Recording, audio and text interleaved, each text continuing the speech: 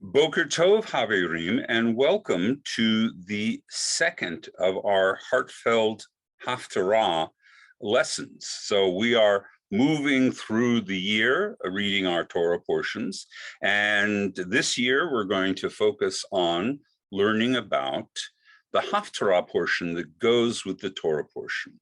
And this complementary piece, sometimes to the 13-year-olds, I will describe it as the chocolate syrup that goes with the wonderful vanilla ice cream that is the Torah portion.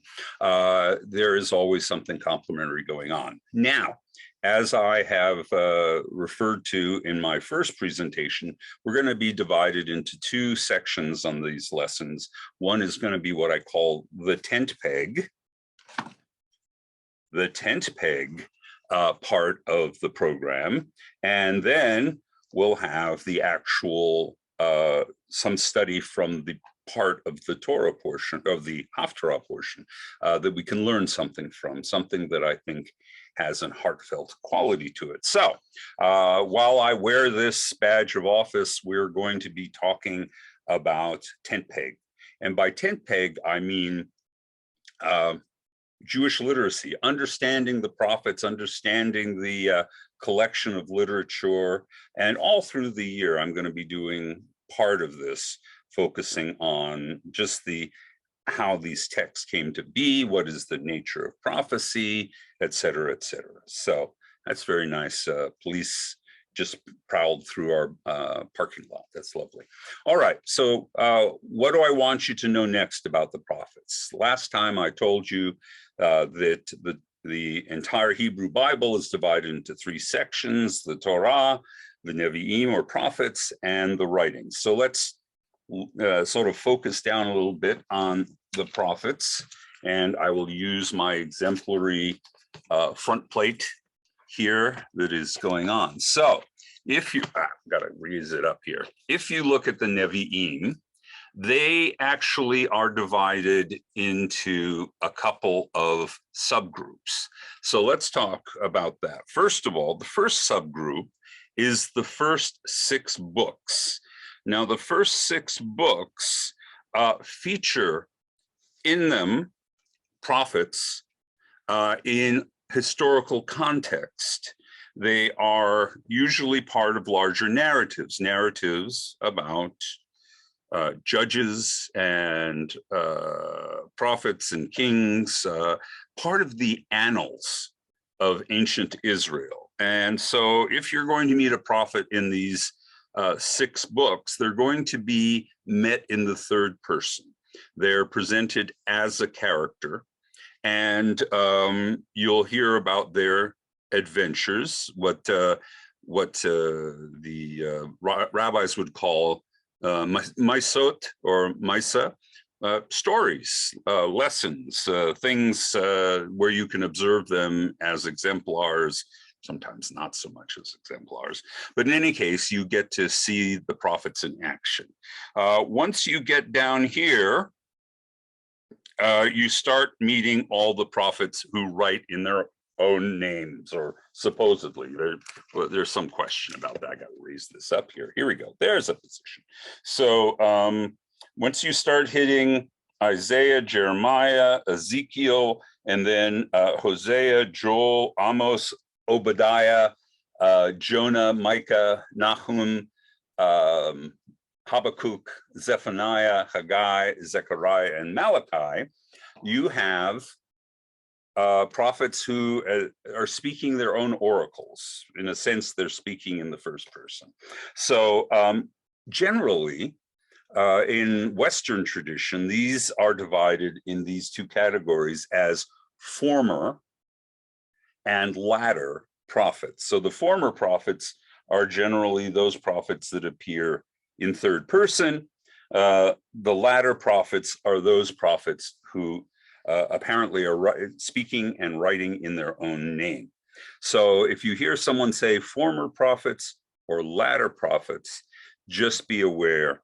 You can also make the characterization that these are narrative prophets and everybody else is literary prophets, that they actually have writings. It's not simply that people have preserved the events of their lives, but they have actually written supposedly in their own voice. Again, there's some ambiguity about what's going on there. We'll talk about that some more. So there you go. Former and latter prophets, historical stories of prophets, and literary prophets. And that makes for our tent peg lesson for today. All right.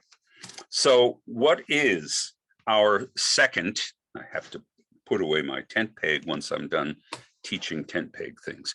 What is our Haftarah portion for this week? We're in Noach, about the great flood, about Noah and the second destruction and revision of the world. Not surprisingly, you would expect Noah to be mentioned in the Haftarah portion, or a flood, or an ark, or something like that. And in fact, that's exactly what happens. Our Torah portion, or our Haftarah portion for this week, is from Isaiah 54 to 55, which seems to be following a kind of order through the book of Isaiah, but that's deceptive. The Haftarah will be selected from wherever the rabbis feel that there is a connecting reference to the Torah portion. So I'm going to pick this up here, and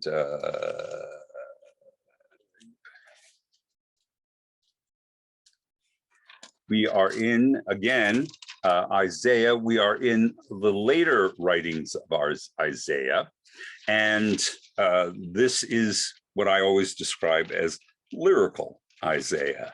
Isaiah, for the first 39 chapters, is pretty angry, though he occasionally offers some consolation. But the Isaiah from 40 on is an Isaiah who wants to reassure and comfort the people. That's probably because second Isaiah is not actually the same author as first Isaiah, but we'll allude to that even more further. So there's, again, as always with Isaiah, our most brilliant writer.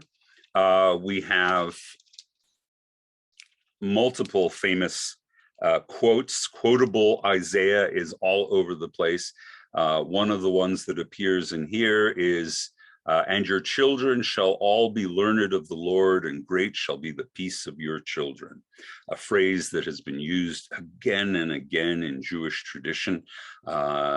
We say in our service that all the paths of Torah are towards shalom, peace. And here again, we are reminded in a completely different way that those who truly embrace Torah in word and spirit will enjoy great peace in their life. So I want to call attention to that, but I want to come back to actually the first section, and which we're going to quote 6 verses, and it's actually about tent pegs. Actually, the whole idea of having a tent peg section to our Haftarah comes from this portion, and I'll show you how. There's really 2 things going on, but for the most part, it's very domestic. And I'm going to read it for you. You'll get an impression of the theme of domesticity, though it is tribal domesticity, and how this is used as an image for us, the Jewish people, even today. 54:1. Shout, O barren one, you who bore no children. Shout aloud for joy, you who did not travail, meaning did not go through the struggle of giving birth. For the children of the forlorn wife shall outnumber those of the espoused. It seems to be an allusion to the story of Hannah in the 1 Samuel, where she struggles because she is barren and she feels like she is not fulfilling her wifely duty, a very traditional notion of womanhood, but she finds great joy in the end. And now we go to the tribal domesticity. Enlarge the site of your tent, extend the size of your dwelling, do not stint, lengthen the rope, and drive the pegs firmly. For you shall spread out to the right and to the left. Your offspring shall dispossess nations and people the desolate towns. Fear not, you shall not be ashamed. Do not cringe, you shall not be disgraced. For you shall forget the reproach of your youth and remember no more the shame of your widowhood. For he who made you will espouse you. His name is Adonai of hosts. The Holy One of Israel will redeem you, who is called the God of all the earth. Adonai has called you back as a wife forlorn and forsaken. Can one cast off the wife of his youth, says your God. All right, so the context, of course, is the Iron Age. What life was like back 3,000 years ago, 2,500 years ago, since we're talking about Isaiah. But we can easily translate the images. So it starts out with the idea of a barren woman. And that barren woman appears again and again in Jewish rhetoric and biblical rhetoric, because that's the image used for what happens to the people when they go into exile. They seemingly have been abandoned by God, their husband, and their once fruitful lives have now been rendered barren. They are women without children. There's no future for them. But God comes to reassure the people Israel, the people who have lost hope, the people who felt they have been abandoned and estranged, that in fact God has not abandoned them. Then we have the image of spreading out the tent, right? Again, very tribal image.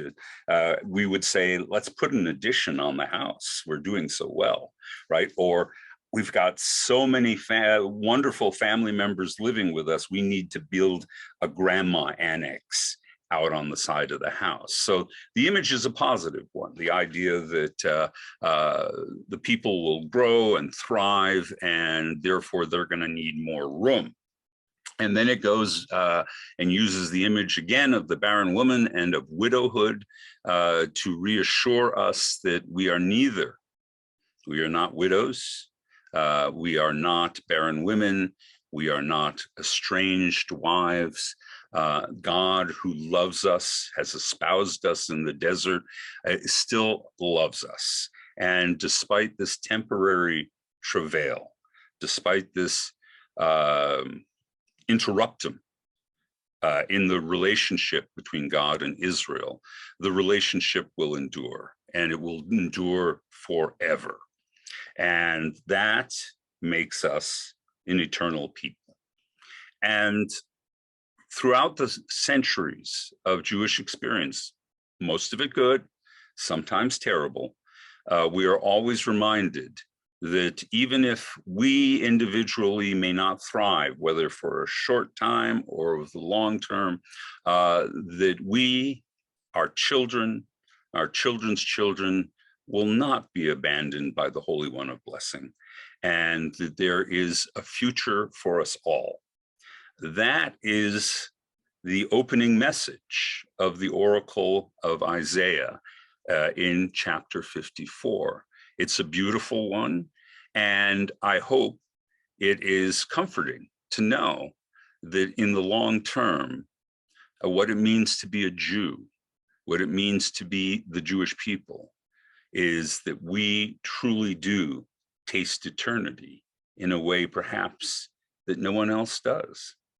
So that's our heartfelt Haftarah for this week, and we will continue ahead. I look forward to continuing this program, and if you want to talk to me about anything we've discussed, reach out to me, and I'll continue to offer you some lessons and ideas and teachings and inspirations from this material.